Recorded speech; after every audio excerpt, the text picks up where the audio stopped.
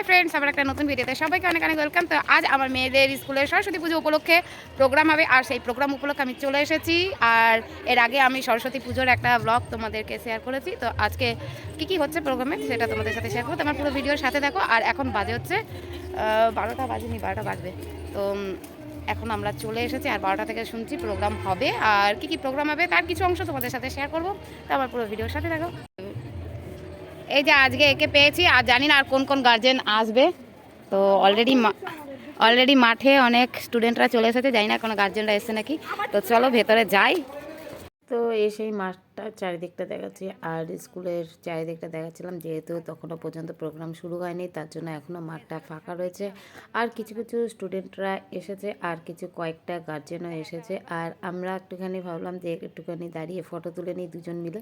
তো তারপরে এক বান্ধবী আমাদেরকে ডাকছিল যে ওর কাছে গিয়ে বসতে। তো তারপর দেখতে পাচ্ছ এখানে রাস্তা ছিল না তেমন, তবুও চেয়ার সরিয়ে টরিয়ে এবার একটুখানি ওই বান্ধবীর কাছে গিয়ে বসলাম। তারপরে আস্তে আস্তে অনেকক্ষণ ওয়েট করার পরে তারপরে প্রোগ্রামটা শুরু হয়ে গেল। আর প্রথমেই কয়েকজন অধ্যাপক বা টিচারদেরকে নীলাদ্রি শঙ্কর বন্দ্যোপাধ্যায় মহাশয় যে কোনো জ্ঞান চর্চার অনুষ্ঠানে যার অবশ্যই সম্ভাবী উপস্থিতি থাকে।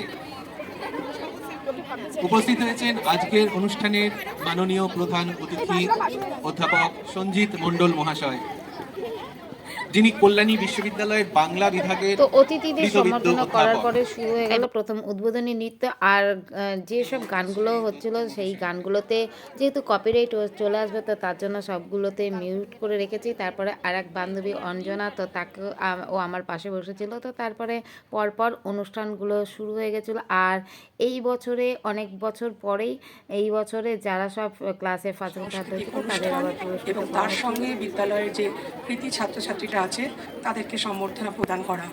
তো এই প্রোগ্রামটি বিগত কয়েক বছর বন্ধ ছিল। আমরা কোভিডের সময় থেকে এটি বন্ধ হয়েছে এবং কোভিড পরবর্তীতে আর চালু করা যায়নি। তো আমরা এবার খুব স্বল্প পরিসরে এই অনুষ্ঠানটি চালু করেছি।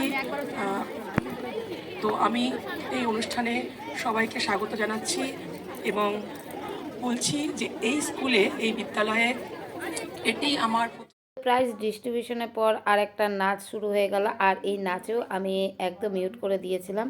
তো তারপরে আরেকটা প্রকৃতি বন্দনা, এই বৈচিত্র্যপূর্ণ প্রকৃতির শোভা যুগে যুগে নানান কবির নানান কাব্য সম্ভারে অপরূপ হয়ে উঠেছে। এই প্রকৃতির উপদর্শনে আজকের আমাদের কবিতা মেলায় আছে বিশ্বকবির সোনার তরী, জীবনানন্দ দাশের বনলতা সেন, বীরেন্দ্র চট্টোপাধ্যায়ের জন্মভূমি আজ, অপূর্ব দত্তের একটা রাজার গল্প এবং মন্দাক্রান্তা সেনের বসন্ত উৎসব।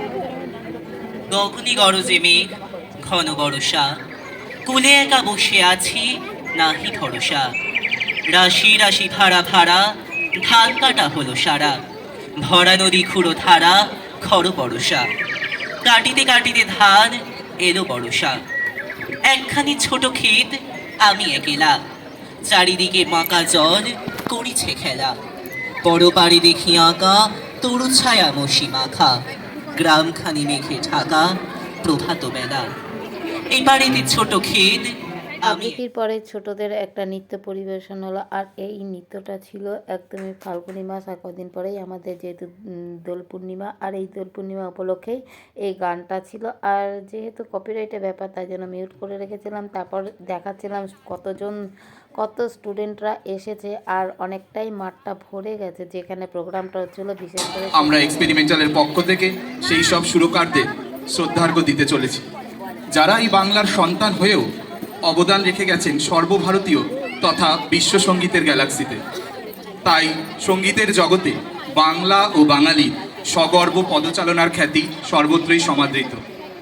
আজ আমাদের এই ছোট্ট আলেখ্যর মাধ্যমে আমরা চেষ্টা করেছি বাংলার কয়েকজন সঙ্গীতের মহিরুকে সম্মানিত করতে, তাদেরই অমর সৃষ্টির মাধ্যমে। বাংলার আদিগান বলতে বুঝি বাউল, লোকসঙ্গীত আর লালন। তাই আমাদের প্রথম উপস্থাপনা লালন ফকিরকে নিয়ে। আমি বলি, আপনারাও বলুন, এমনকি সব লোকে কয় লালন কি জাত সংসারে। শুনে নেব লালন ফকিরের গাওয়া একটি অনবদ্য গান।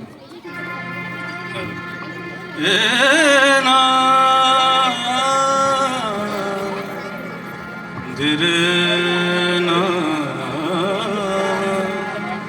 দের না बाबुल मुरा नैहर छूटो ही जाए हाँ नैहर छूटो ही जाए का करूं सजनी आन बान का करूं सजनी आन बान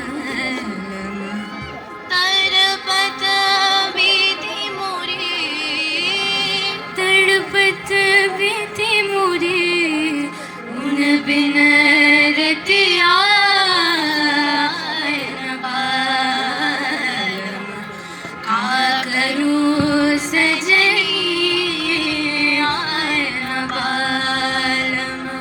नैहर छूटो ही जाए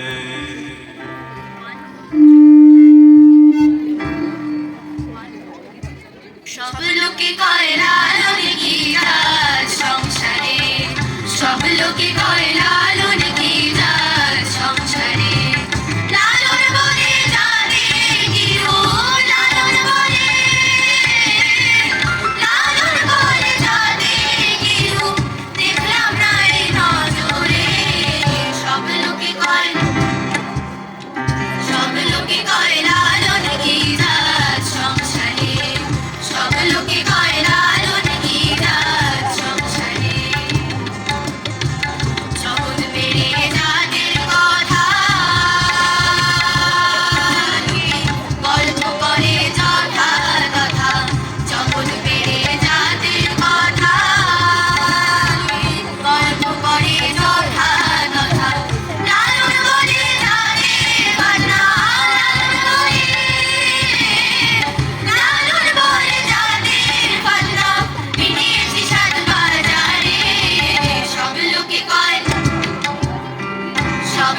কয় লালন কি রাজ সংসারে সব লোকে কয় লালন কি রাজ সংসারে সব লোকে কয় লালন কি রাজ সংসারে প্রোগ্রাম একদিকে হচ্ছিল, তারপর একটুখানি আমার এক বান্ধবীর কাছে চলে আসলাম আর এর সাথে অনেক বছর পরে দেখা হলো আর একে একটুখানি ভিডিওর মধ্যে আনছিলাম আর এরা কেউই ভিডিওতে আসতে চাইছিল না। তো তারপরে আর একটা নাটক শুরু হয়ে গেল।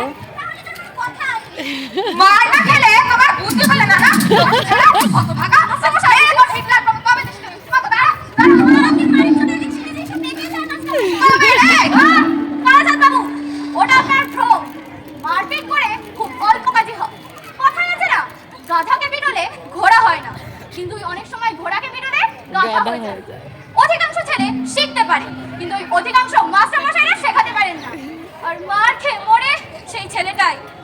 আপনি আপনার বেদ নিয়ে প্রস্থান করুন, দিন কত মধুসূদনের পিঠ জুড়ো, তারপর আমি ওকে পড়াবো। বাঁচা গেল মশাই, এ অবদার্থ ছেলেকে পড়ানো মজুরের গর্ব, তোমার মতো ম্যানুয়াল লেবার। আমি একটা পড়াবো তোকে 5টি মাত্র টাকা পাই, সেই মেয়েটা দেয় যদি মাটি না কমাতাম না, ঈদের মাসে 10 টাকা হতো। সব ভালো লাগে না। এই সব